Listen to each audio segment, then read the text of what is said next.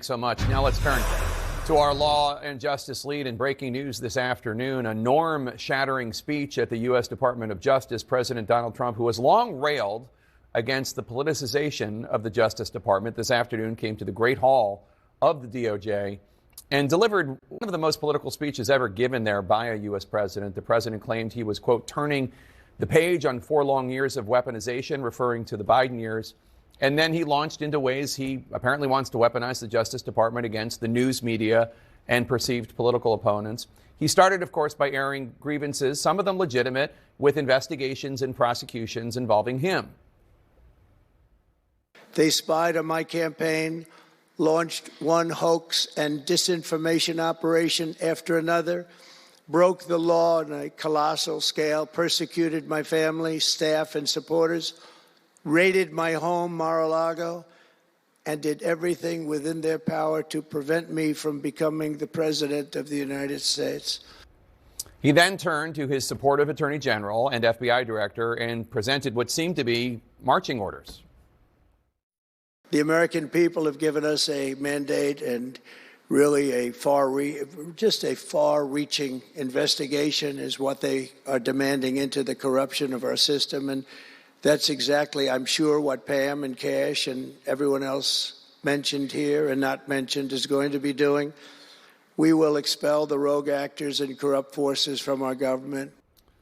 Part of the orders also apparently include prosecuting those in the news media who do not cover him glowingly.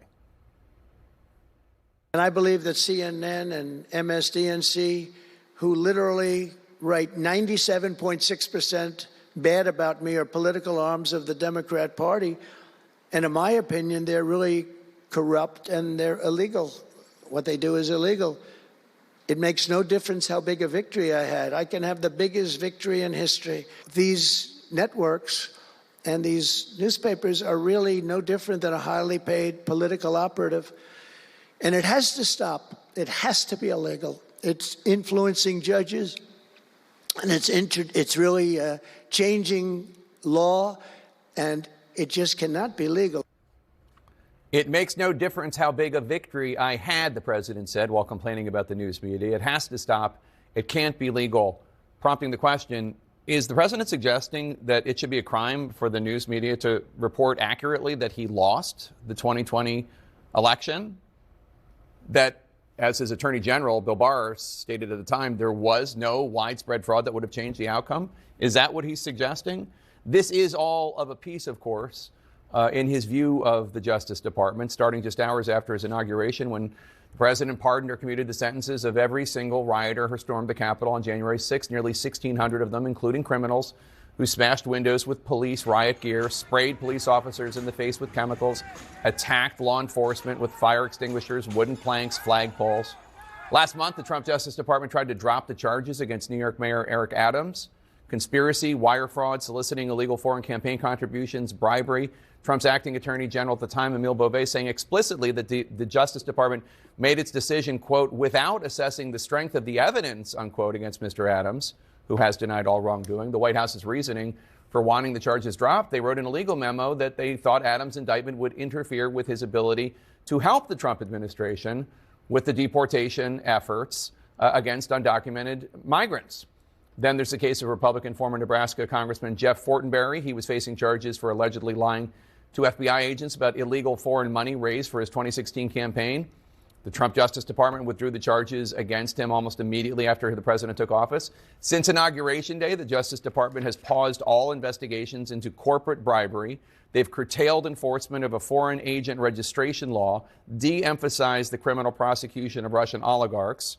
This, as senior administration officials are eyeing the notion of closing the Justice Department's public integrity section, which is the section that investigates and prosecutes alleged misconduct by government officials, Democrats and Republicans alike.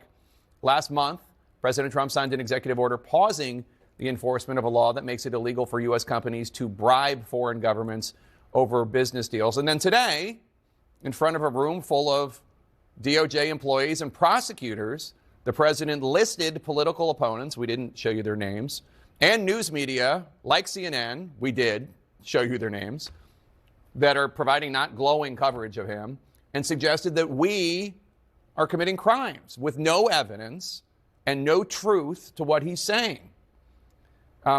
Based on his remarks, President Trump does not seem to be opposed to the weaponization of the Justice Department.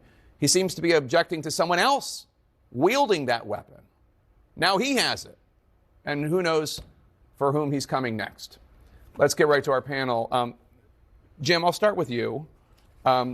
Obviously, there was stuff in there that we can all applaud, going after fentanyl, going after cartels. But what is this?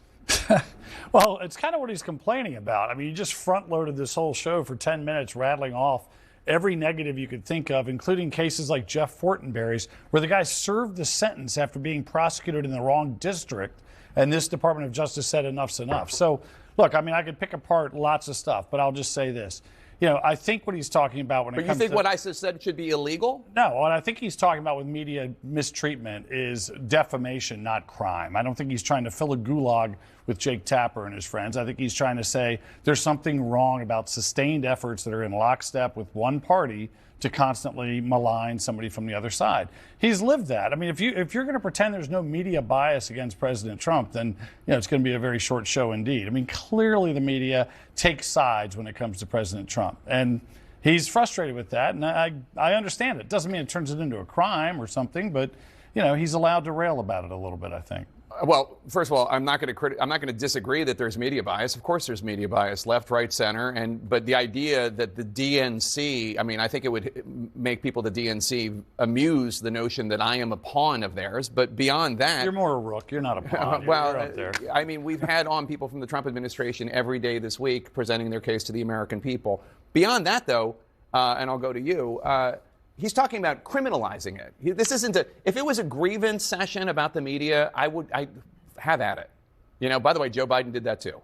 But I mean, this was something else. This was talking about criminalizing it. Well, look, I think all of us can agree that reporters should not go to jail for doing their jobs. I mean, that's kind of where I begin and where I end. What I thought was notable today, Jake, and I agree with you, by the way, that it was norm shattering. I mean, the Great Hall of Justice is usually used for,